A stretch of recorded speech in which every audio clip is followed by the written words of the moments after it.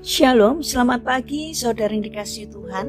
Kiranya berkat, damai sejahtera dan sukacita dari Tuhan Yesus Kristus senantiasa menyertai saudara sekalian. Sebelum kita mendengarkan firman Tuhan dan renungan, mari kita berdoa.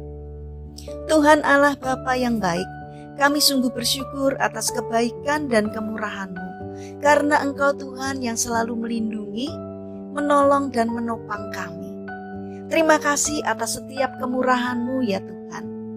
Jika saat ini kami akan mendengarkan firman-Mu, urapilah kami dengan Roh Kudus-Mu, agar kami bisa mengerti dan memahami apa yang Tuhan sampaikan kepada kami, sehingga iman kami semakin hari semakin bertumbuh di dalam Engkau, dan kami dapat menghasilkan buah sesuai dengan apa yang Engkau inginkan.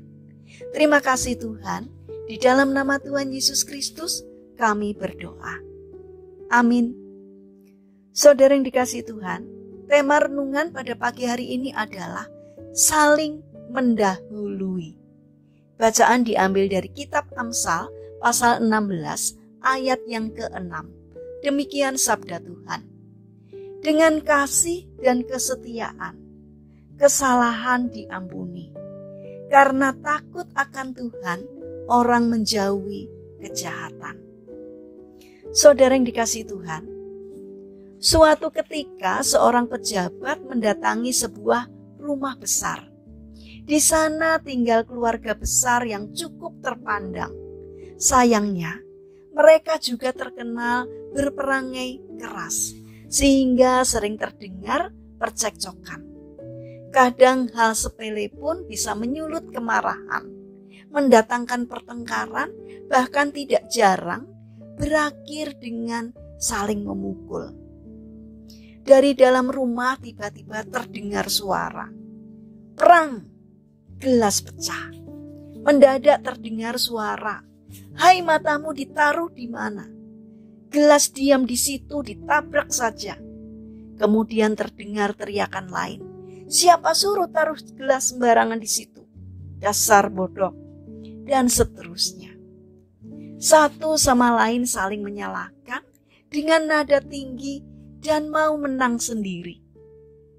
Mendengar itu semua, sang pejabat pun segera berpamitan dengan tuan rumah sebelum menyampaikan niatnya, yakni memberikan undangan raja kepada keluarga yang terpilih karena keteladanan mereka.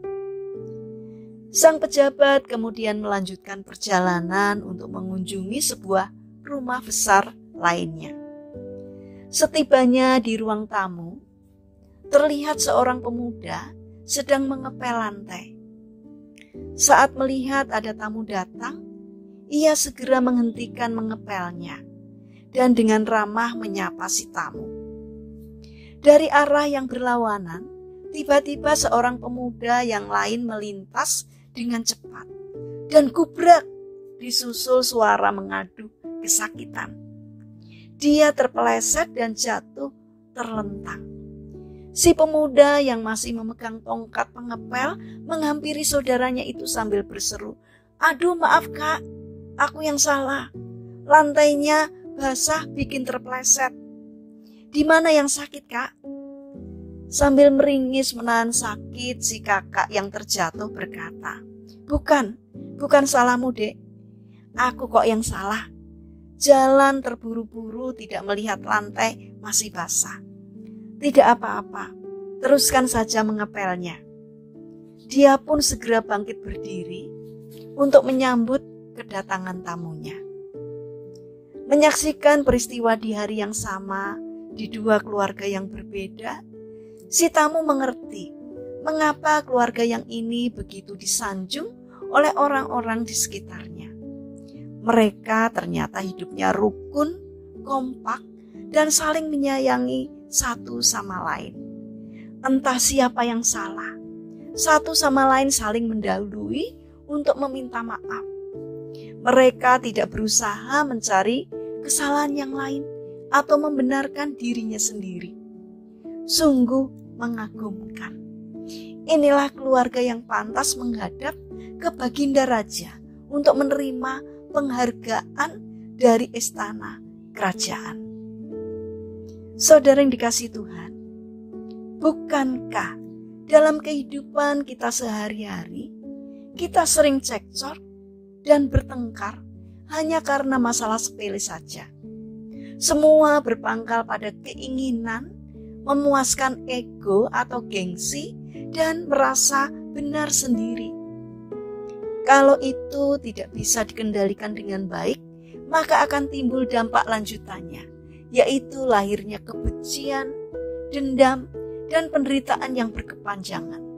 Jika manusia mampu meredam ego, tidak menang sendiri, berinisiatif mengakui kesalahan dan mohon maaf, maka banyak pertengkaran dan permusuhan bisa diredam, bahkan dihilangkan. Sebagai gantinya akan lahir kedamaian dan keharmonisan yang seutuhnya, baik itu dalam keluarga, lingkungan belajar, lingkungan kerja, lingkungan pelayanan, atau bahkan lingkungan masyarakat. Mengakui kesalahan sendiri membutuhkan jiwa besar, dan berjiwa besar tentu butuh belajar dan berlatih di setiap kesempatan. Saudara yang terkasih, namun satu hal yang perlu kita lakukan, yaitu jika kita mau bergaul erat dengan Tuhan melalui pimpinan Roh Kudus-Nya, maka satu persatu karakter kita yang tidak berkenan di hadapan Tuhan pasti sedikit demi sedikit akan terkikis. Saudara yang terkasih, karena itu, mari kita bangun karakter untuk saling mendahului dalam meminta maaf. Tidak saling mencari kesalahan, tetapi menghargai dan saling mengasihi satu dengan yang lain. Agar karakter kita semakin hari menjadi baik dan berkenan di hadapan Tuhan. Mari kita berdoa. Tuhan Yesus yang baik, berilah kami hati seperti hati-Mu, sehingga kami mampu untuk mengampuni, mengasihi, dan menerima orang lain apa adanya, sebagaimana Engkau mau menerima diri kami apa adanya. Kami juga mendoakan bagi mereka yang mengalami permasalahan dan kesulitan hidup. Kiranya Tuhan hadir untuk menolong mereka. Bagi mereka yang sakit, Tuhan memberkati setiap upaya yang dilakukan sehingga mereka memperoleh kesembuhan dari Tuhan. Bapa yang baik, saat ini kami ingin menyerahkan untuk setiap rencana dan aktivitas kami kepadamu. Berikan ketekunan dan semangat kepada kami di dalam menjalankan aktivitas kami hari ini. Kami memohon kiranya Tuhan yang memberkati kami. Terima kasih Tuhan, kami percaya bahwa Tuhan akan menolong kami. Dalam nama Tuhan Yesus Kristus, kami berdoa. Amin. Puji Tuhan, saudara yang terkasih, kiranya firman Tuhan dan renungan hari ini dapat menjadi berkat bagi kita semua. Haleluya.